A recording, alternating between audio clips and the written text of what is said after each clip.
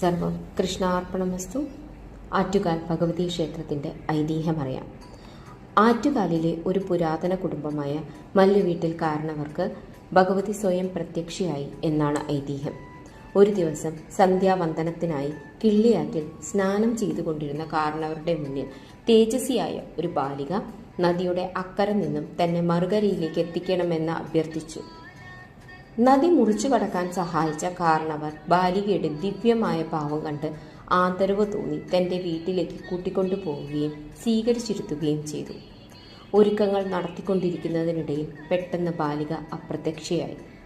ബാലികയെ കാണാതായതിനാൽ വിഷമിച്ച് കാരണവരുടെ സ്വപ്നത്തിൽ ദേവി പ്രത്യക്ഷപ്പെടുകയും അടുത്തുള്ള കാവിൽ അടയാളം കാണുന്നിടത്ത് തൻ്റെ സ്ഥാനം നിർമ്മിക്കാൻ നിർദ്ദേശം നൽകുകയും ചെയ്തു.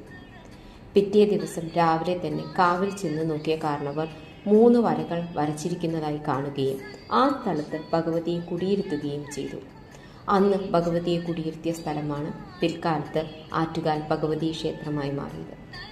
സർവം കൃഷ്ണാർപ്പണമസ്തു. നന്ദി.